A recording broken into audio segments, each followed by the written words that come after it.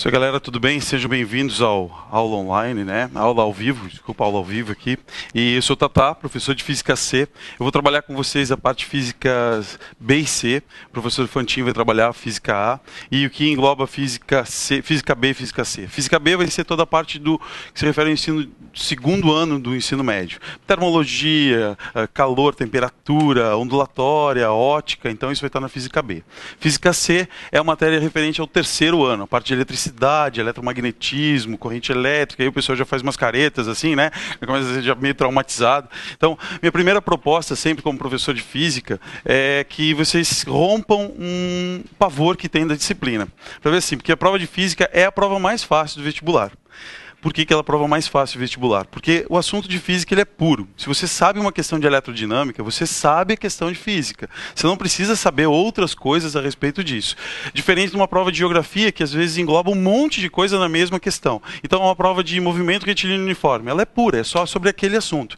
Então, chega uma hora que você vai ter que focar, escolher algumas coisas para você estudar e pensar assim, ó, uma pessoa que faz vestibular e passa para medicina, não é uma pessoa que chega lá e gabarita a prova, porque é impossível gabaritar uma prova de vestibular, mas é uma pessoa que consegue tirar o máximo daquela prova e saber assim, conhecer os seus limites. Olha, eu sei bastante esse assunto, então eu vou caprichar nesse assunto aqui e essa questão, se cair, eu vou acertar. Esse assunto eu não sou tão bom, eu não sei muito bem acústica, então eu vou estudar ele para que eu vá para uma prova da Federal, na UFSC, e consiga tirar parcial, para que eu pontue lá, faça 0,7, 0,8 na questão. Usar isso, uma estratégia de prova. Uma coisa é o conhecimento, outra coisa é a prova. Está valendo ali uma estratégia de jogo para você ganhar aquela competição, certo? Então tá, a primeira ideia para vocês é assim, ó, eletromagnetismo, um tema geral assim, então a gente tem uma árvore conceitual. Qual a ideia dessa árvore conceitual? Que a gente consiga visualizar o assunto todo, e daí você já vai permeando, bom, isso aqui eu acho que eu sei, isso aqui eu acho que eu não sei, isso aqui vale a pena eu estudar porque sempre cai, isso aqui eu não sei, mas quase nunca cai, então eu não vou me dedicar agora, vou deixar isso para depois. E os títulos principais, ó, eletrostática. Normalmente esse assunto é um pavor para as pessoas, né? Porque a eletrostática ele acaba cobrando um monte. Você tem que saber toda a mecânica para poder chegar lá em eletrostática, entender campo, força, potencial. Então é um assunto meio encrenca, assim, né? Mas na eletrostática a gente tem algumas coisas que são importantes, alguns tópicos importantes, que são esses aqui, ó. Conceito de carga elétrica, o que vem a ser a carga elétrica de um corpo, que é uma propriedade, um comportamento de partículas. Processos de eletrização. Se vocês olharem todos os vestibulares do país, eles cobram isso de vocês, né? Vê lá, se eletrizou por atrito, por contato, o que é um processo de indução, porque quando você chega perto de uma televisão, daquelas comuns, aí chega o braço perto, aí o cabelinho levanta, né? Fica em pé. O que aconteceu? E aí você chega perto de uma televisão que tem LEDs, ele não levanta. O que tem de diferente nesse processo, né? Então perceber essas coisas. Outro processo ali, blindagem eletrostática. O que é a blindagem eletrostática? Talvez vocês tenham subido no edifício, daí está dentro do elevador, tenta funcionar o celular. O celular não pega direito, né? Ele não funciona muito bem. Porque o elevador é uma caixa metálica e está blindando aquele meu sistema de ondas eletromagnéticas. Vocês podem fazer um teste assim, né? Claro que ele não é um teste com muita precisão, mas a ideia é mais ou menos essa. Ó. Você pega um forno de micro-ondas. Aí as pessoas dizem, ó, forno de micro-ondas dá câncer. Forno de micro-ondas não dá, não veio o câncer do forno de micro-ondas e entra em você, né? É isso que vai acontecer, né? Mas ele entrou agora, a onda, a micro-onda, ela entrou já num potencial 2 para ativação de algum câncer. Por quê? Porque as pessoas começaram a usar isso demais, muita lasanha congelada, muita pizza mal aquecida no forno de micro-ondas. E aí, será que isso aqui está vazando ou não? A pessoa saber se isso está vazando ou não, um teste que você pode fazer é assim, você pega um celular, tá, imaginemos que isso seja o meu celular. O celular da década de 90, né? Então, peguei aqui o meu celular e você ligou para mim. Tá, tocou o celular. Beleza, desliga. Agora eu boto o celular dentro do forno de micro-ondas. Na hora que eu colocar o celular aqui dentro, se vocês repararem, o forno de micro-ondas, ele tem um vidro aqui, né? E esse vidro parece uma telinha nele, você consegue enxergar. Parado fica ruim, mas se você balança, você enxerga uma imagem contínua. Joia. Agora eu faço o mesmo teste. Você liga para o meu celular. A mensagem que deve dar é a seguinte: o celular encontra-se desligado, está fora da área de operação, ou ele não foi programado para receber esse tipo de chamada. Por quê? Porque agora o forno de micro-ondas está blindando aquele celular. E a micro-onda está muito perto da onda de celular. Então por isso que ele consegue blindar. Se por acaso você ligar para o telefone e ele tocar, significa que tem algum vazamento. Ou a porta está frouxa, ou essa telinha aqui tem alguma rupturazinha. Se alguém atender, aí é um problema. Daí você precisa chamar pai de santo, alguma coisa. Não pode atender, o limite é ele tocar. Atender, daí é outra coisa, sai do princípio físico. Então isso seria um tipo de processo no qual está acontecendo uma blindagem. Não é uma blindagem eletrostática, mas é uma onda eletromagnética que está sendo blindada. Poder das pontas. Vocês já assistiram Harry Potter? O filme do Harry Potter. Eu sou fã do Harry Potter, né? Então eu gosto. Não do Harry Potter, do filme do Harry Potter, né? E normalmente você pega assim, o Harry Potter, ele tem varinha mágica, né? Já viram que bruxo nunca tem bolinha mágica. Ele tem sempre varinha mágica. Por quê? A não ser que a bruxa seja muito poderosa. A Malévola, que é a bruxa da Bela Adormecida, não sei se vocês têm esse conhecimento, né? Mas eu tenho esse conhecimento devido às minhas filhas pequenas, assim. Então, a Malévola, ela tem uma bola, ela tem um cetro poderosíssimo. Só que a Malévola, ela é uma bruxa que, além de ser muito poderosa e muito bonita também, ela tem muito poder e controla o poder dela. Então, ela tem essa bola e ela consegue direcionar que o poder dela vá para lá, que o poder vá para cá, que o raio vá para cá. E se vocês repararem em filme de magia, o poder não está sempre saindo um raio de algum lugar? Mesmo que não tenha raio nenhum, mas ele faz assim e sai um raio da mão dele. Então, aquele raio é para mostrar o poder acontecendo. Por isso que física C é o poder, né? É isso, ele trata desses raios, dessa eletricidade. Agora você pega o Harry Potter. Harry Potter é um bruxo poderoso? É, ele sobreviveu ao Voldemort. Então ele é muito poderoso. Então ele é poderosíssimo. Só que ele é muito novinho, ele não tem a maturidade para controlar o poder dele. Imagina se dá uma bola dessa, ele faz assim, vai, e vai para o outro lado o raio, porque ele não tem controle disso. Então quando ele pega uma varinha mágica, o que vai acontecer? O poder dele vai ser canalizado para essa ponta, e na ponta que vai ter uma descarga. Esse poder da ponta está associado a um campo elétrico lá na ponta ser mais intenso que no restante. Aí esse campo elétrico mais intenso vai provocar uma descarga lá, uma descarga direcionada. Saindo do Harry Potter, vindo para o nosso mundo, onde eu posso ter isso aqui? Um para-raios, por exemplo, ele funciona desse jeito. Esse é o princípio. Claro que não tem o poder, mas eu vou ter uma descarga elétrica lá na ponta do para-raio. Tá? Então, perceber isso é perceber física. Tá aí as fórmulas. O caos. Um monte de equação nesse assunto aqui. Quantas caem no vestibular? Talvez nenhuma para vocês. Então, os vestibulares de São Paulo, vestibular do Rio Grande do Sul, aí eles cobram calcular a parte de eletrostática. Os vestibulares de Santa Catarina, prova da Federal, é teórico. Prova da UDESC, que é o nosso vestibular regional. Aí tem uma equação ou outra que você precisa interpretar, mas calcular muito pouco sobre esse assunto. Então tá. Continuando com esse nosso mapa conceitual, ó.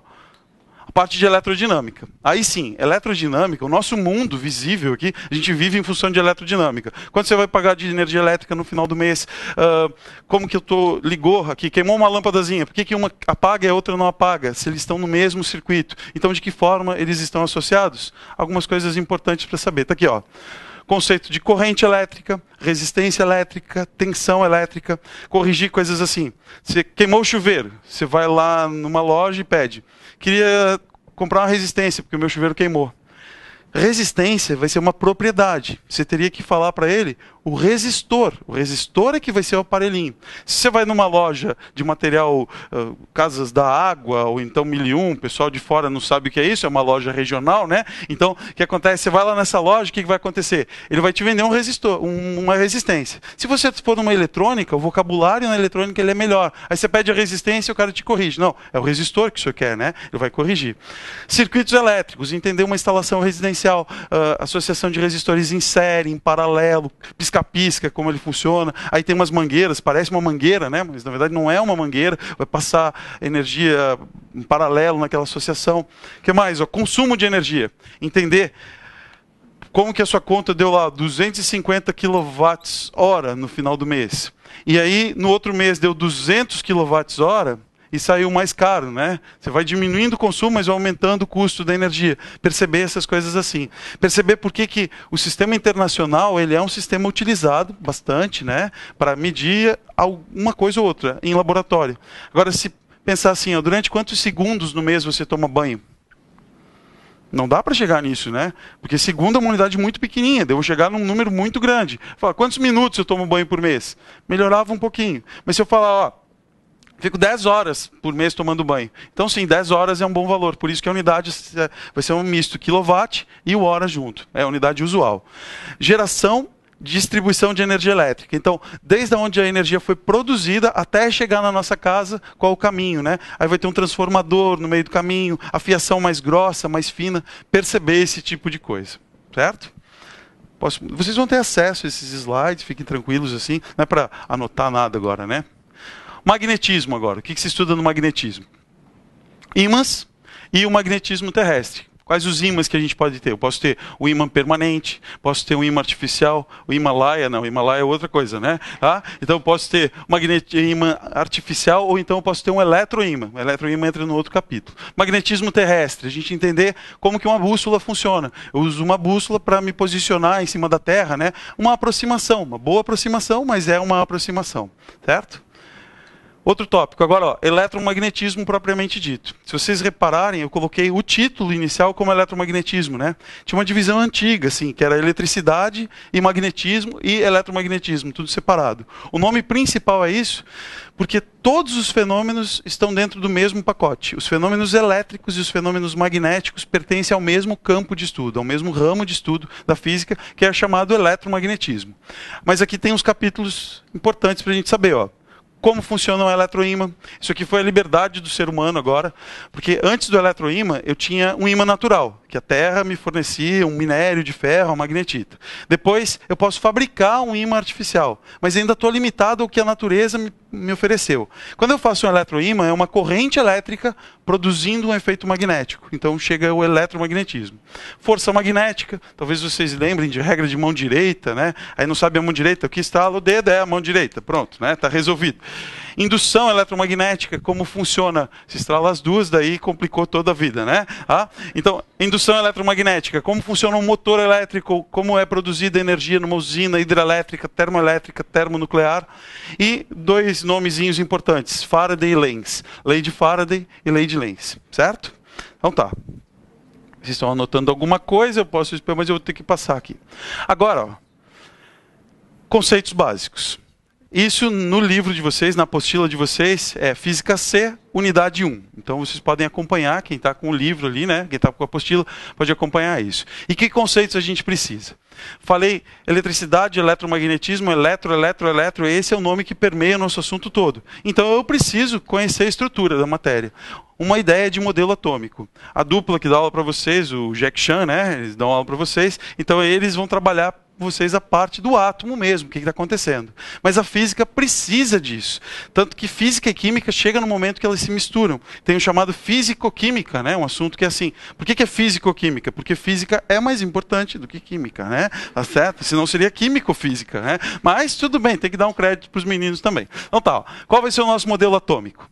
Tá aqui, ó, um gifzinho. E esse átomo aqui, vocês teriam que identificar ele, conseguir dizer qual átomo ele é. Se estiver passando pela rua, enxergar isso aqui, olha lá, quem está passando, né? Esse é um átomo de hélio. Como que eu sei isso? Porque ele tem duas bolinhas vermelhas, duas bolinhas azuis e duas bolinhas pretas orbitando aqui. Então ele vai ter 2 prótons, 2 nêutrons e 2 elétrons. Esse é o átomo de hélio, a turma do aula ao vivo. Tá? Então, partículas atômicas. Vocês veem isso em química também, eu vou precisar só para ter certeza, né? Os prótons, eles vão ter uma carga positiva, mas lembrando assim, ó, essas cargas de física, de química, elas não são cargas matemáticas. Aquilo ali não é um sinal matemático. Por quê? O sinal matemático é assim, ó. Se eu faço menos 2 vezes menos 2, isso dá quanto? Dá mais 4, né?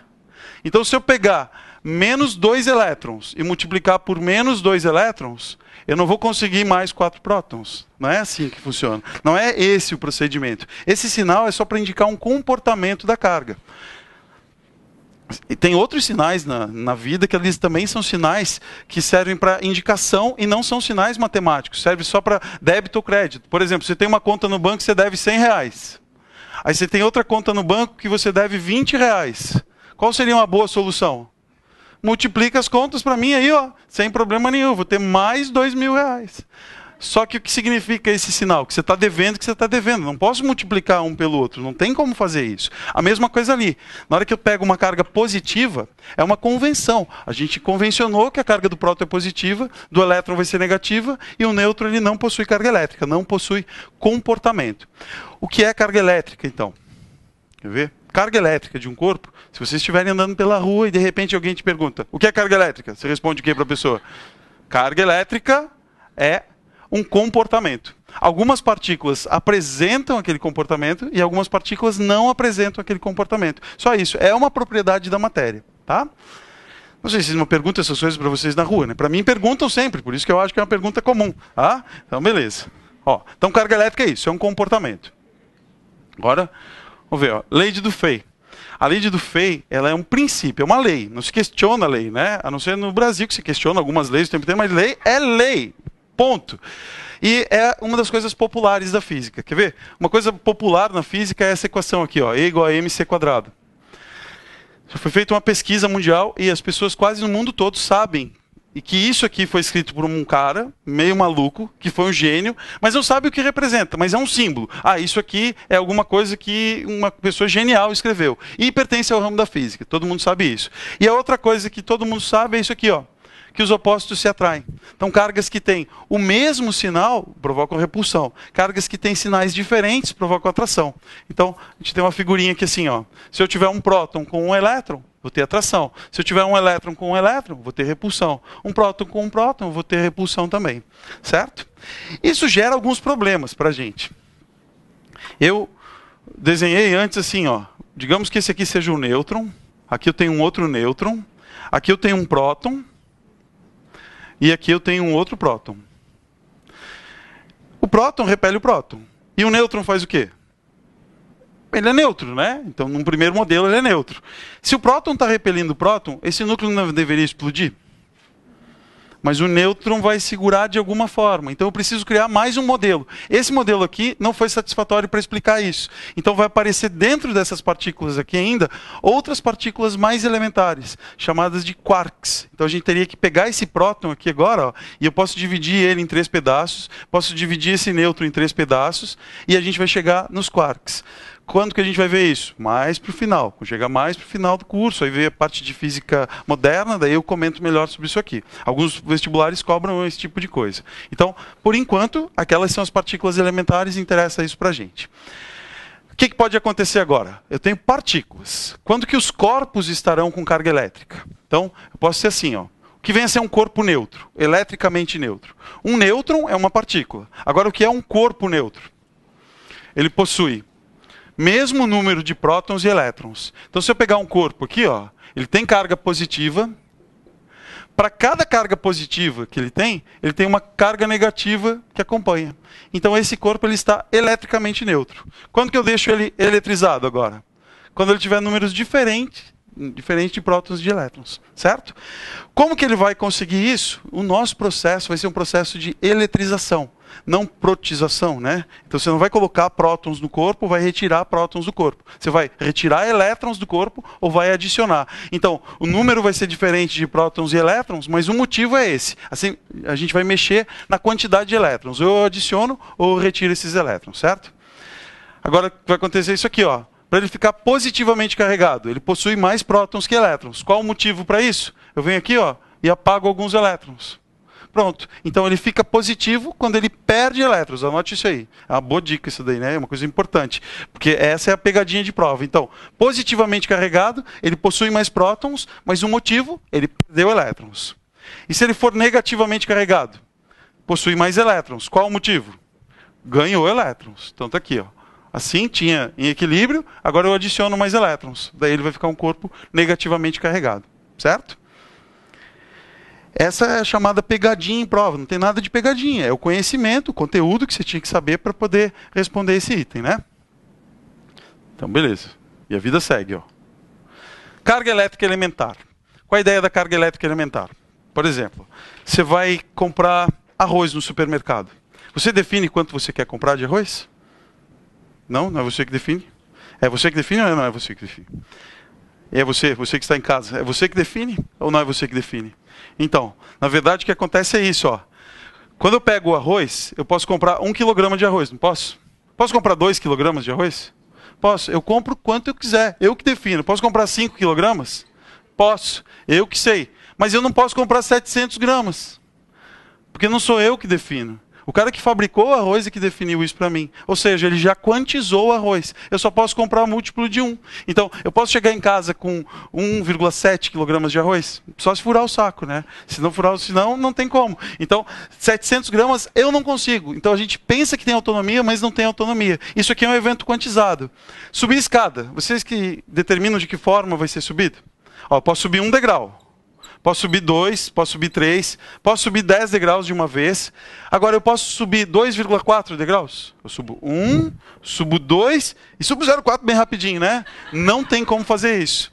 Então a gente não vai conseguir trocar isso aqui, né? A gente não vai conseguir subir uma distância diferente. Mas e se o degrau for menor? Se eu estiver contando em degrau, ainda assim será um degrau, mesmo que ele seja menor. Se for a casinha da Barbie, que tem um monte de degrauzinho, ainda assim será um degrau, não interessa o tamanho do degrau. Se eu quero subir em centímetros, aí isso vai mudar. Agora degrau não. Carga elétrica elementar do mesmo jeito. Ó. Eu posso tirar um elétron desse corpo? Posso. Posso tirar 3 elétrons? Posso. Posso tirar quantos eu quiser, desde que seja um número inteiro. E cada elétron que eu tirar, ele vai tirar essa quantidade de carga. A carga elementar é a carga de um elétron, que corresponde a 1,6 10 na menos 19. E é a menor porção de carga que existe na natureza. Quem achou esse valor foi esse cara aqui, ó, Coulomb. Então, a unidade SI de carga elétrica vai ser o Coulomb, um C maiúsculo, e esse é um dado da prova. Vocês têm acesso a isso, não precisa decorar, mas saber que existe um limite. Esse é um limite importante. Temperatura, o 0 Kelvin, é um limite importante. Velocidade da luz, aquele 3 vezes 10 na 8 metros por segundo, é outro limite. Então, o ser humano ele vai sendo represado por alguns limites. Assim, tá? Qual a quantidade total de carga de um corpo daí? Ó, Q é de quantidade de carga. N vezes E. O que é esse E aqui mesmo? A carga elétrica elementar. E o que é o N? É a diferença entre o número de prótons e elétrons. Então vai ser isso. A gente vai ver. Esse corpo que eu desenhei aqui, ó, tá desse jeito assim. É uma distribuição discreta, né? Quantos prótons eu tenho desenhado? 4. Quantos elétrons eu tenho desenhado? 1. Quanto vale o N, então? 3, que é justamente a diferença entre o número de prótons e o número de elétrons. Nesse caso aqui, ele tem menos elétrons, porque eu tirei. Poderia ter colocado elétrons daí, ele vai ter mais elétrons, lembrando do comecinho desse assunto, né? Quando você adiciona elétrons, a carga fica negativa. Quando você retira os elétrons, a carga fica positiva. Mas o N é calculado desse jeito, é uma diferença. Tá? Ainda em cima dessas partículas, ó, uma aplicação já, partículas alfa, beta e gama. Então, em alguns, eu estava pesquisando para montar aula para vocês, aí tem alguns livros, alguns links lá também errados, botando como se o gama fosse uma partícula gama. Então, gama não é. Gama é a do Hooke, a radiação gama, né? Certo? Então, olha aqui, ó, uma imagenzinha assim. Uma fonte radiativa, chumbo, para não emitir nada para os lados, e daí vai sair essa radiação, essas partículas que estão sendo emitidas. Até então, partículas, né? Essa partícula beta, ela é uma partícula positiva ou negativa? Negativa. Por que negativa? Isso, porque ela foi atraída pelo positivo. Então, o beta é uma partícula negativa. E o beta é um elétron. Quando ele é emitido, o beta é um elétron. Essa partícula alfa, ela não foi para o outro lado? Então, a partícula alfa ela é uma partícula positiva. E a partícula alfa tem uma característica especial. Já vamos trabalhar um pouquinho melhor com ela. Mas ele é o núcleo daquele átomo de hélio do comecinho da aula. Isso vai dar uma partícula alfa. Então, e esse gama? O gama é uma radiação daí. Não é uma partícula gama, não é como se fosse um nêutron. Não tem carga elétrica, já dá para dizer isso. Ó. Esse gama aqui não possui carga elétrica. Porque ter esses polos, um positivo e um negativo, não alterou a trajetória dela. E ela vai ser uma radiação. Daí vai entrar lá no capítulo de ondas. A gente vai estudar raio infravermelho, ultravioleta, raio X, raio cósmico, raio gama. Então é um raio de alto poder de penetração, mas é uma radiação e não uma partícula. Então dá para dizer, ó, ela não tem carga elétrica, não tem esse comportamento. Vai ter outras coisas associadas. Então, ó, alfa é positivo, beta negativo e gama é uma radiação, não é uma partícula. Tá?